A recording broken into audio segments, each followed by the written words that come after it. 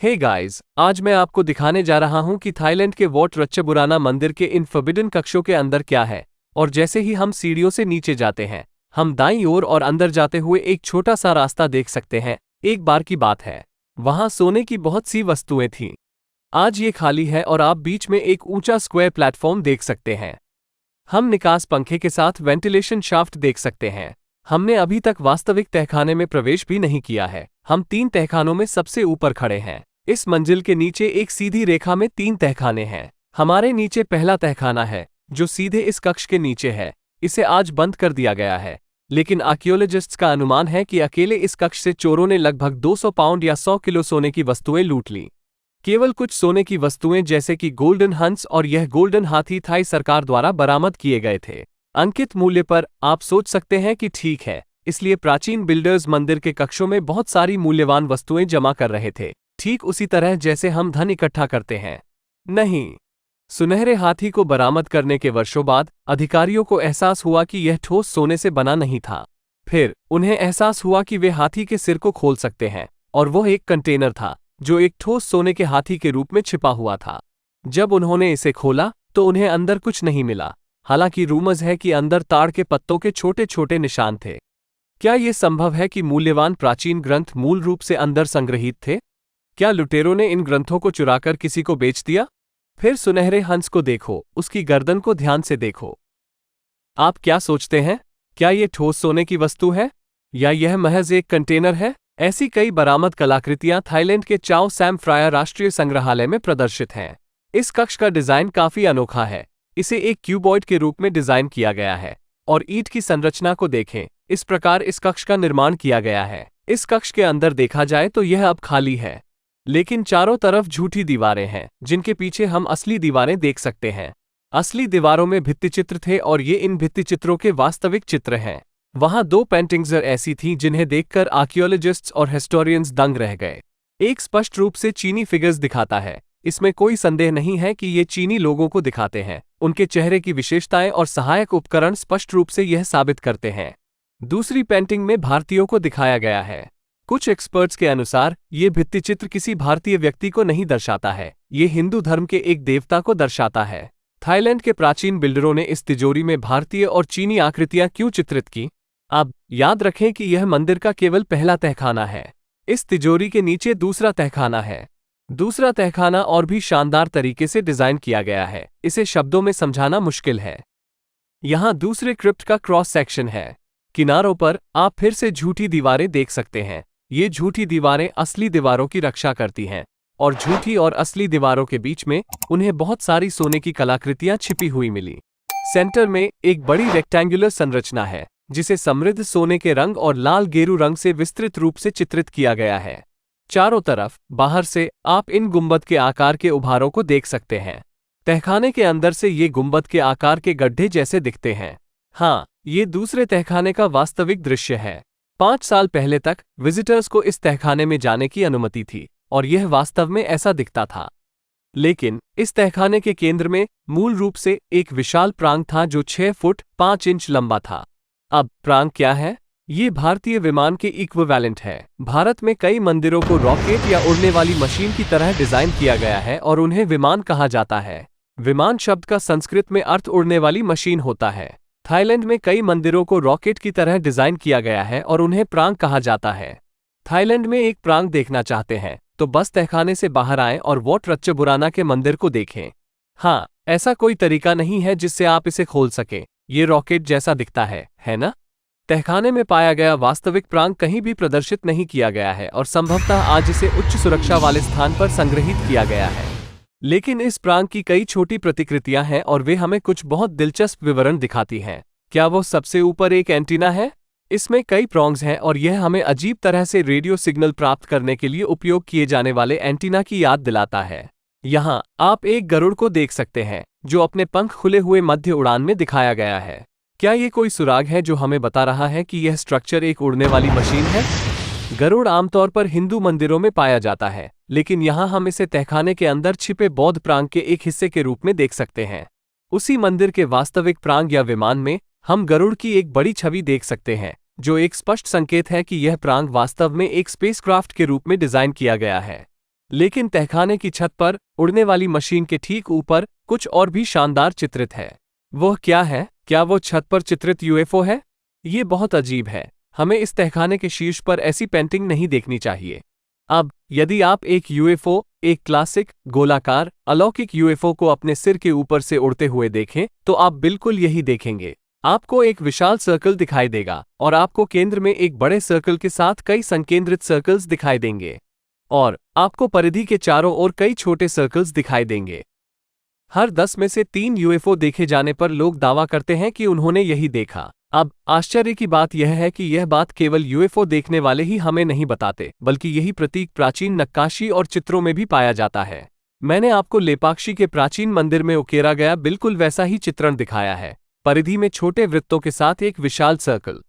एक प्राचीन गुफा चित्र में हम न केवल वही चित्रण देख सकते हैं, परिधि के चारों ओर छोटे वृत्तों के साथ बड़ा वृत्त। हम एक सीढ़ी जैसे उपकरण का उपयोग करके यूएफओ से बाहर आने वाली कुछ आकृतियों को भी देख सकते हैं, जैसे कि ईटी बाहर आ रहे थे। यूएफओ इंसानों से संपर्क बनाएगा। हमें थाईलैंड के इस तहखाने में वही यूएफओ प्रतीक खुदा हुआ क्यों मिलता है? वैसे क्या आपको यहाँ दोनों तरफ ये 2 कंक्रीट पैच दिख रहे हैं? लुटेरों ने ऊपर से दोनों ओर छेद किए और उनके माध्यम से तहखाने में प्रवेश किया। छिद्रों को ढकने के लिए सरकार द्वारा बाद में ये पैच जोड़े गए।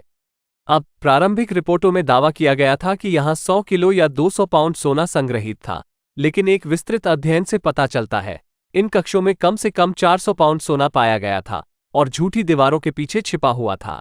इसमें से अधिकांश चोरों द्वारा चुरा लिया गया था और कभी भी बरामद नहीं किया गया, लेकिन बरामद की गई कुछ वस्तुएं कुछ शानदार विवरण दिखाती हैं।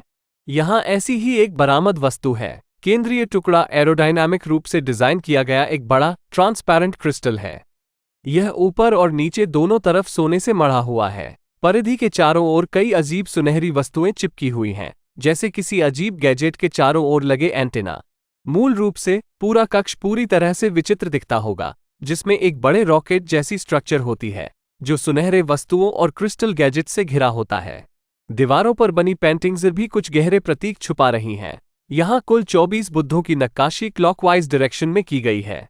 एक्सपर्ट्स इसे धर्मचक्र कहते हैं, लेकिन वास्तव में ये समय के चक्र कालचक्र का प्रतिनिधित्व करता है।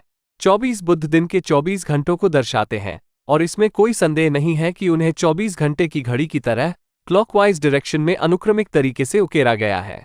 यहाँ बहुत सारे वैज्ञानिक प्रतीकवाद हैं, लेकिन नीचे अगले कक्ष में जो इंतजार कर रहा है वो वास्तव में मन को झकझोर देने वाला है। तीसरे कक्ष को चारों तरफ लेटराइट दीवारों के साथ एक परफेक्ट क्यूब के रूप में डिजाइन किया गया था।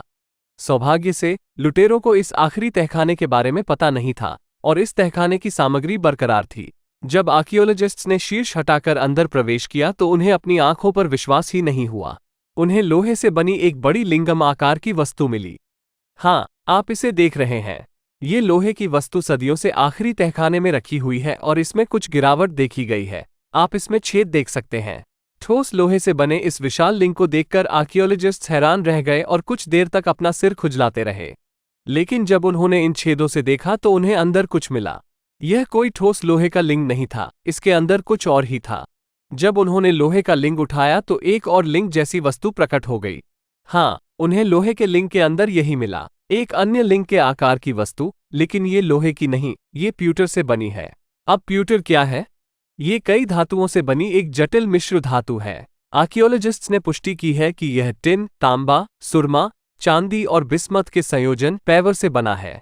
आज तक एक्सपर्ट्स आश्चर्यचकित हैं कि प्राचीन बिल्डरों ने इतना कॉम्प्लेक्स एलॉय कैसे बनाया। लोहे के लिंगम के विपरीत तांबे के लिंगम की सतह चिकनी होती है और इसमें बहुत कम छेद होते हैं।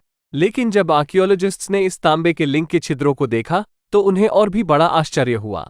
अंदर एक और लिंगम था, अंदर एक कांस्य लिंगम था और इसमें कोई छेद नहीं था। ये बहुत चिकना, चमकदार है और दर्पण की तरह लगभग आपकी छवि को रिफ्लेक्ट करता है। लेकिन आर्कियोलॉजिस्ट्स अब समझदार हो गए थे, इसलिए उन्होंने कांस्य लिंग भी उठा लिया, लेकिन अंदर एक चांदी का लिंग मिला। ये लिंगम शुद्ध चांदी से बना है, लेकिन फिर भी यह ठोस चांदी नहीं है। ये केवल एक आवरण था जो कुछ बहुत महत्वपूर्ण छिपा रहा था। जब उन्होंने इस चांदी के लिंग को हटाया तो उन्हें यह अंदर मिला। जी हाँ, शुद्ध सोने से बनी यह अजीब वस्तु। यह एक नुकीले शीर्ष और चौड़े आधार वाली घंटी या स्तूप जैसा दिखता है। थाई आर्कियोलॉजिस्ट्स इसे स्वर्ण चेदी या स्वर्ण चैत्य कहते हैं। जब उन्होंने इसे उठाया तो अंदाजा लगाइए कि उन्हें इसके अंदर क्या मिला। शुद्ध सोने से बना एक सुंदर बुद्ध बैठी हुई मुद्रा में। ऐसा प्रतीत होता है कि भगवान बुद्ध बहुत शांति से बैठे हैं और आग की लपटों से घिरे होने के बावजूद उनका ध्यान किसी चीज पर केंद्रित है। भगवान बुद्ध के सामने एक बड़ा ट्रांसपेरेंट क्रिस्टल पाया गया, मानो वो उस क्रिस्टल पर ध्यान फोकस कर रहे हों। इस पूरी व्यवस्था का मतलब क्या है? उन्होंने इतना कॉम्प्लेक्स डिजाइन क्यों बनाया? एक क्रिस्टल के साथ एक सुनहरा बुद्ध रखें, इसे एक सुनहरे ढांचे से ढक दें और फिर शीर्ष पर एक चांदी का लिंगम रखें जो बदले में एक कांस्य गुंबद से ढका हुआ था, और फिर एक तांबे का लिंगम। और यह पूरा सेट क्यों ढका हुआ था एक विशाल लौह लिंग द्वारा? ये पूरा ढांचा इस मंदिर के सबसे निचले तहखाने में सुरक्षित क्यों रखा गया था? मानो या न मानो, इसे डिकोड करने का एक तरीका है। हम इस कोड को क्रैक कर सकते हैं अगर हम इस सोने की प्लेट पर जो लिखा है उसे समझ लें। हाँ, आर्कियोलॉजिस्ट्स को स्वर्ण बुद्ध के साथ साथ एक सोने की प्लेट भी मिली जो ताड़ के पत्ते के आकार में डिजाइन की गई थी। हम जानते हैं कि प्राचीन ग्रंथ आमतौर पर ताड़ के पत्तों का उपयोग करके लिखे गए थे। इस सोने की प्लेट पर कुछ अजीब लिखावट है, लेकिन आर्कियोलॉजिस्ट्स और हिस्टोरियंस इसका वास्तविक अर्थ नहीं समझ पा रहे हैं। यदि हम इसे डिकोड करते हैं तो हम वॉट रच्चबुराना मंदिर के अंतिम तहखाने में इस 7 परतों वाली संरचना के पीछे के वास्तविक रहस्य को खोल सकते हैं। तो आप थाईलैंड के रच्चबुराना मंदिर में डिजाइन की गई तहखाना की इस विस्तृत लैबिरिंथ के बारे में क्या सोचते हैं? उन्होंने 3 अलग अलग तहखाने क्यों बनाए और उन्हें जनता से छुपाया? प्राचीन बिल्डरों ने इन तहखानों के अंदर 400 पाउंड से अधिक सोने की वस्तुएं क्यों स्टोर की? क्या वे सभी ठोस वस्तुएं थीं या उनमें उड़ने वाली मशीनों जैसी उन्नत प्रौद्योगिकी के बारे में कुछ मूल्यवान लेख थे? दूसरे कक्ष में एक विशाल रॉकेट आकार की वस्तु क्यों रखी गई? क्या ये प्राचीन भारतीय ग्रंथों में पाए जाने वाले विमानों या स्पेसक्राफ्ट के समान है? यदि नहीं, तो हमें छत पर चित्रित प्राचीन यूएफओ प्रतीक क्यों मिलता है? क्या ये किसी तरह प्राचीन एस्ट्रोनॉट से संबंधित है? उन्हें यह वस्तु क्रिस्टल और सोने से बनी क्यों मिली? क्या ये किसी प्रकार का प्राचीन उपकरण है? इससे भी महत्वपूर्ण बात यह है कि उन्होंने आखिरी तहखाने में ये 7 परत वाली संरचना क्यों बनाई? जटिल मिश्र धातुएं बनाने और गोल्डन चेदी और बुद्ध को ढकने के लिए उन्हें इतनी पीड़ा क्यों उठानी पड़ी? बुद्ध के सामने क्रिस्टल की क्या रोल थी और असल में इस सोने की थाली में क्या लिखा है? कृपया मुझे कमेंट सेक्शन में अपने विचार बताएं। मैं प्रवीण मोहन हूँ। देखने के लिए बहुत बहुत धन्यवाद। सब्सक्राइब करना ना भूलें और मैं जल्द ही आपसे बात करूंगा। बाय।